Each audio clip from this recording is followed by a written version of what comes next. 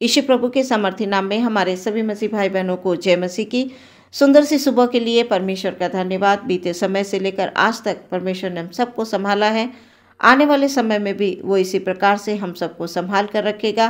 परमेश्वर के हाथों में अपने आप को समर्पित करें और नित्य प्रार्थना करें, विश्वास करें और वचन के अनुसार आप जीवन में आगे बढ़ते जाएं। आज का वचन हमसे क्या बात करना चाहता है हम देखेंगे।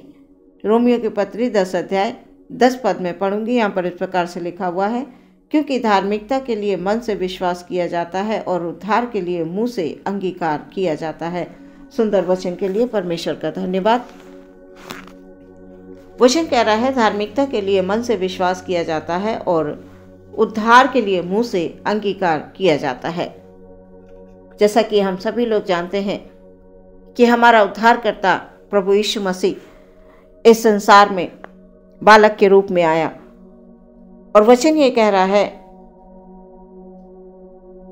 धार्मिकता के लिए मन से विश्वास किया जाता है और उद्धार के लिए मुंह से अंगीकार किया जाता है। कभी कभी लोग जैसे ही वचनों को सुनते हैं, यानी सभाओं में जाते हैं, प्रार्थना करते हैं, विनती करते हैं, भजनों को गाते हैं, तो उनका हृदय बड़ा आनंद से भर जाता है और वो आनंदित हो जाते हैं और वो उसी आनंद में बड़े जोश के साथ अपने मुंह से अंगीकार करते हैं, मुंह से बोलने लगते हैं कि हमारा उद्धार हो गया है, हमारा उद्धारकर्ता परमेश्वर प्रभु यीशु मसीह है। कितनी देर के लिए प्रियो ये आनंद होता है, ये हमें विचार करना है। थोड़े समय के लिए हमारा मन आनंदित नहीं होना है, हमारा मन हमेशा के लिए आनंदित रहना है। प्रभु का वचन कहता है, प्रभु में सदा आनंदित रहो।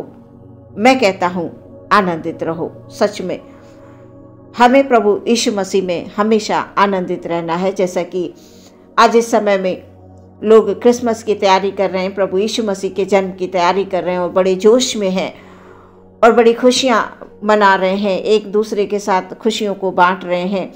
बहुत कुछ वो अपने जीवन में बेहतर से बेहतर करने की कोशिश कर रहे हैं और बहुत अच्छी बात है कि परमेश्वर ने हमें इस योग्य बनाया है कि हम आनंद को महसूस करें, खुशियों को बांटें और इस प्रकार से यीशु मसीह के जन्मदिन की हम तैयारी कर रहे हैं।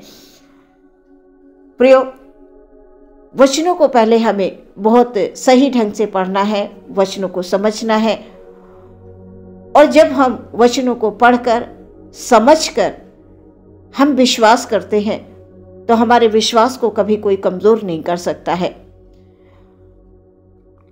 बहुत सारे विश्वासी जन प्रियो वो विश्वास भी करते हैं, बहुत नेक काम भी करते हैं, बहुत कुछ प्रभु की इच्छा के अनुसार करने की कोशिश करते हैं और जब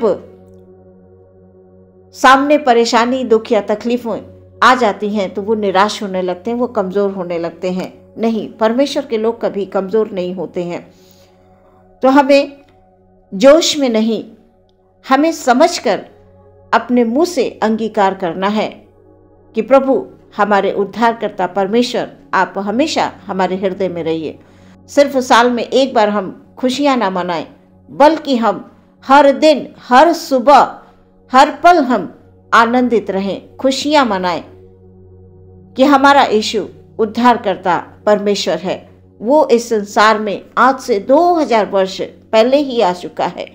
वो हमारा उद्धार करने के लिए आया, बस हम मुंह से अंगीकार करते हैं।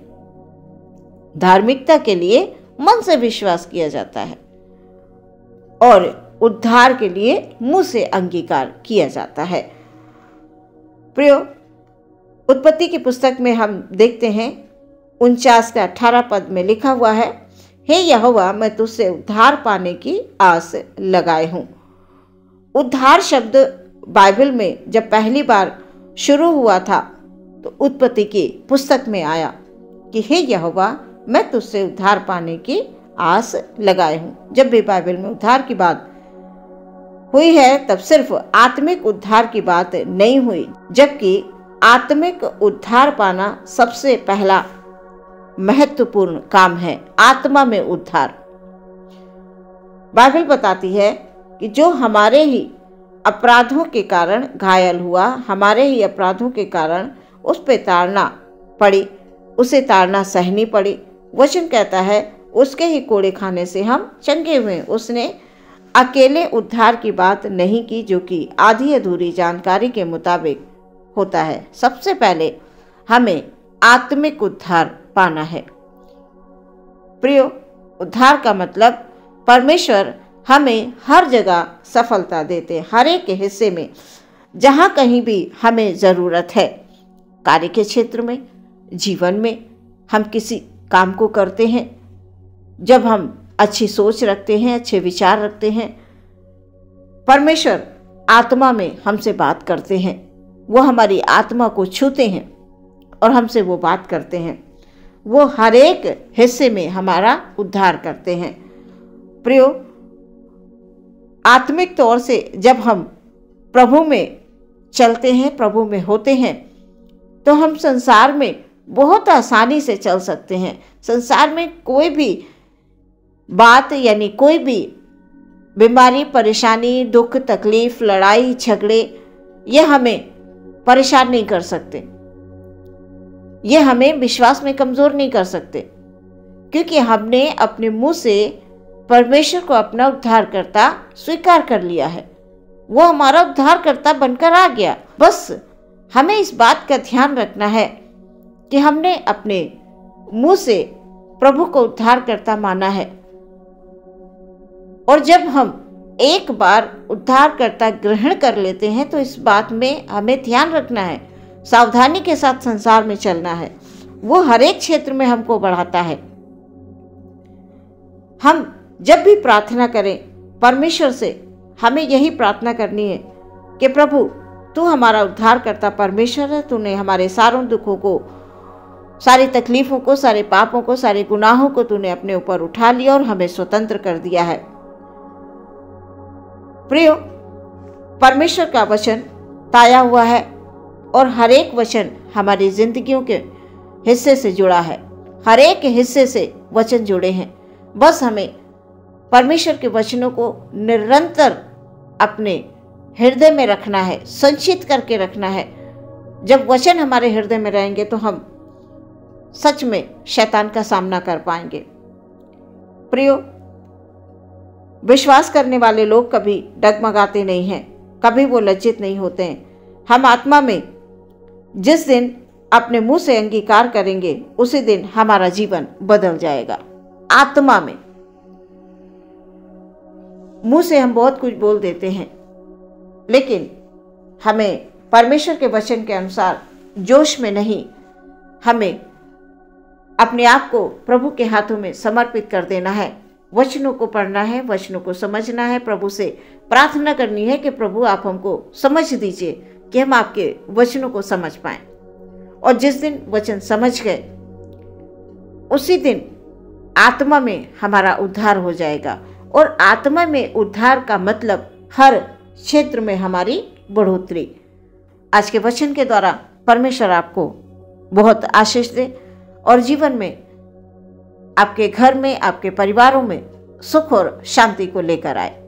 आइए प्रियो, हम सभी लोग अपनी आंखों को बंद करेंगे और प्रार्थना में जाएंगे। धन्यवाद, धन्यवाद, धन्यवाद, धन्यवाद, धन्यवाद, धन्यवाद, धन्यवाद हो। यीशु मसीह की जय हो, यीशु मसीह की तारीफ हो। निरंतर हमारे मुंह से हालेलुया। हम अपने सभी भाई बहनों को आपके हाथों में समर्पित करते हुए प्रार्थना करते हैं पिता परमेश्वर, हालेलुया। जैसा आज का वचन धार्मिकता के लिए मन से विश्वास किया जाता है और उद्धार के लिए मुंह से अंगीकार किया जाता है। मेरे परमपिता परमेश्वर, हमारे उद्धारकर्ता प्रभु यीशु मसीह, आप इस संसार में हालेलुया उद्धारकर्ता के रूप में आए। प्रभु जी हालेलुया, हम सबका उद्धार परमेश्वर प्रभु तूने किया मेरे खुदावंद, हालेलुया हालेलुया। इसलिए हम इस बात को स्मरण रखें, ओ राजा, हालेलुया हालेलुया। हमें अपने आप में हालेलुया हालेलुया कुछ समय के लिए आनंदित नहीं होना है। हमें हमेशा के लिए प्रभु में आनंदित रहते हुए जीवन में आगे बढ़ना है। हमारा हर एक भाई, हर एक बहन के हृदय में प्रभु तेरा आनंद हो प्रभु जी, तेरी खुशियां हो प्यारे खुदावन। ये जन्म उत्सव प्रभु जी कुछ समय के लिए नहीं परमेश्वर, साल में एक बार नहीं परमेश्वर, हमारे हृदय में हालेलुया हालेलुया तू है परमेश्वर और हमेशा रहेगा प्रभु। और जहाँ तू है प्रभु वहाँ पर आनंद है। हमारा यीशु मसीह हमारे हृदय में है, हमारा मन आनंद से भरा हुआ है, खुशी से भरा हुआ है प्रभु जी। हम आपको धन्यवाद देते हैं। यदि हमारे कोई भाई बहन बीमार हैं, दुख में, तकलीफ में, किसी बात की कमी घटी है प्रभु जी आप जानते हैं प्रभु, आप उनको पूरा कीजिए।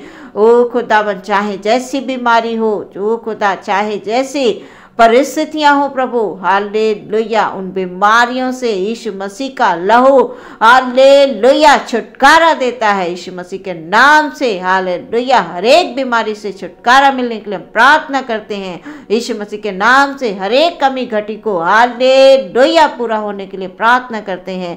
ओ प्रभु जी हालेलुया हालेलुया, खत्ते भरे रहे हमारे भाई बहनों के खुदाबंद, हालेलुया उनके हाथों की कमाई में प्रभु यीशु मसीह के नाम से आशीष हो प्रभु जी, हालेलुया। पूरे साल संभाला प्रभु जी, आने वाले वर्ष में भी प्रभु जी हालेलुया हालेलुया आप आनंद देंगे, आप खुशियां देंगे सबको प्रभु जी।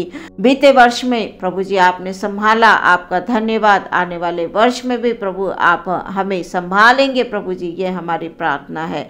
पूरा दिन के लिए आपके हाथों में समर्पित करते हुए प्रार्थना विश्वास के साथ मांग लेते हैं। यीशु के नाम से सुने और ग्रहण करें पिता, आमीन।